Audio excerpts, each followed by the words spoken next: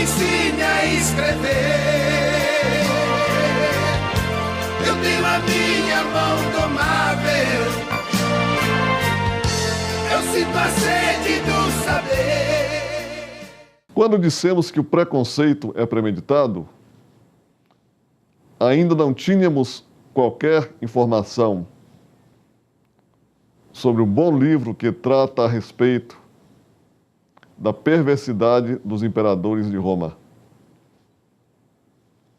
O enfoque dado por esta obra em tela nos remete ao perfil quase que genérico dos poderosos do mundo de hoje,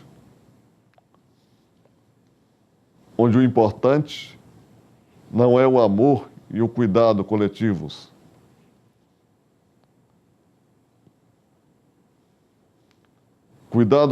Amor e cuidado coletivos estes que eram prevalecentes nas aldeias humanas primitivas,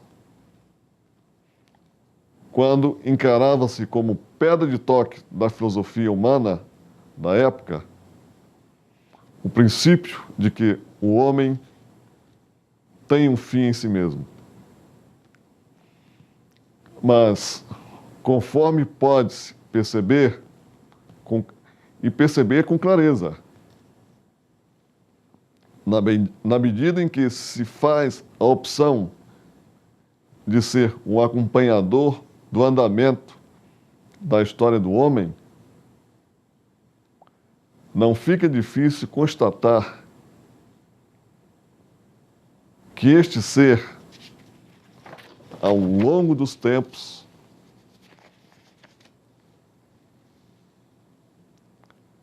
a partir do momento em que abandonou a filosofia das aldeias primitivas para ir em busca do voo solo, confortavelmente vem se confundindo com o princípio de que a ganância tem um fim em si mesma.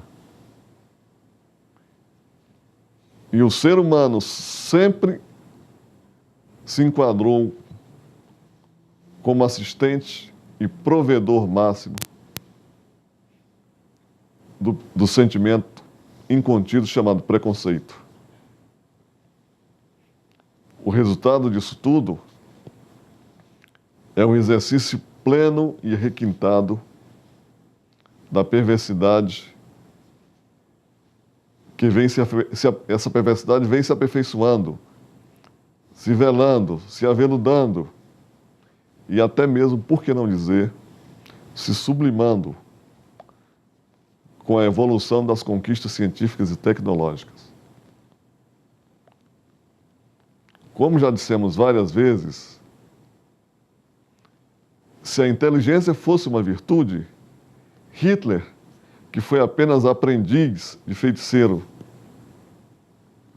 dos imperadores de Roma, se Hitler tivesse pelo menos uma pequeníssima noção do que é o sentimento de lealdade, com certeza não teria matado tanta gente só para garantir os ditames do princípio de que a ganância existe como um fim em si mesma. Esta análise está sendo feita nesse momento apenas para alertar que o abismo continua. Apesar dos supostos discursos, propósitos e posicionamentos humanitários da maioria dos nossos poderosos e dos pretendentes ao poder. Entendemos que em pleno século XXI não dá mais para conceber que as pessoas que se dizem defensoras dos direitos humanos fiquem por aí perseguindo seus adversários só para vê-los fora dos espaços sociais conquistados às duras penas. Isso é muito sério. ainda nessa mesma perspectiva, não dá mais para admitir que o preconceito também tenha um fim em si mesmo, só para servir de ingrediente fundamental para garantir a aquisição e a preservação de conquistas patrimonialistas de pequenas máfias que querem a todo custo, às custas do sacrifício das fragilidades da maioria da nossa população, angariar espaços sociais para assegurar e segurar nas próprias mãos a acumulação de privilégios por meio do poder público. Entenda-se como privilégio a aquisição via apropriação indébita, ou seja, por meios escusos ou sem qualquer esforço digno.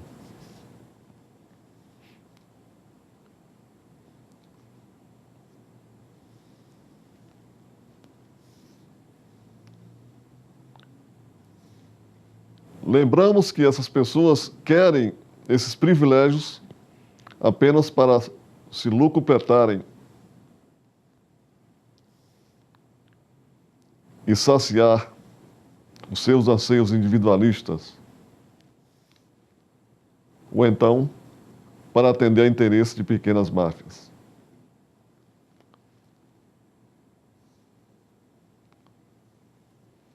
Conforme oportunidades anteriores, vale a pena aqui, de novo, salientar que a crueldade das sutilezas das manifestações veladas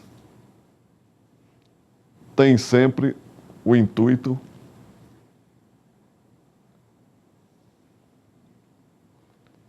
de evitar a ascensão dos novos paradigmas já efetivamente inseridos no nosso contexto rotineiro. Por isso, sempre que houver uma defesa, vamos dizer, uma defesa sectária de cunho sublime, não tenha dúvida, ali estará havendo a manifestação de um preconceito velado, tentando adquirir ou preservar algum privilégio que irá robustecer algum patrimônio gordo e inútil à sociedade em geral. Por fim,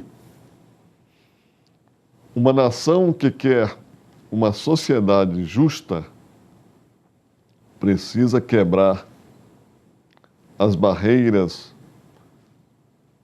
dos sentimentos executadores irrevogáveis da ganância como um fim em si mesmo.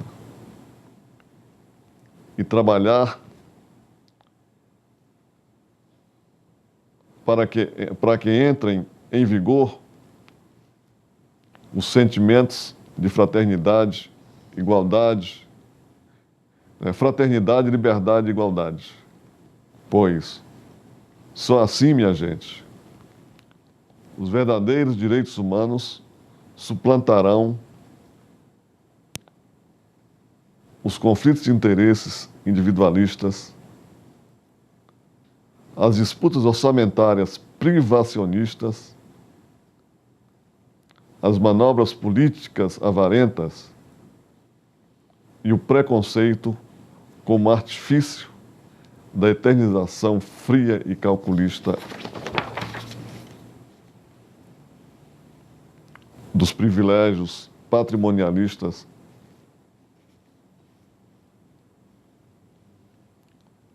dos consórcios mafiosos que primam pela manutenção da miséria entre as maiorias despossuídas. Quando eu estou falando de maioria despossuída, eu estou falando de pobres, de pessoas que vivem abaixo da renda da pobreza. Pois é. E essas pessoas sempre fazem manobras. E uma das formas mais incríveis delas fazer manobras é semeando competentemente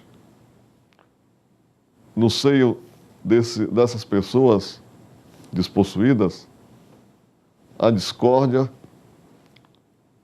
como instrumento de esfacelamento desse grupo e o assistencialismo sublimado como forma de angariar simpatia dentro desses mesmos ambientes onde vivem as pessoas despossuídas. Daí concluirmos que o preconceito calculista e frio é patrimonialista, sim. Porque só assim, na medida em que o preconceito consegue vencer o entusiasmo das pessoas que lutam, ele faz com que a sociedade continue com cada qual no seu quadrado. E isso acontecendo, a mobilidade social não anda. E nós não queremos e não precisamos disso.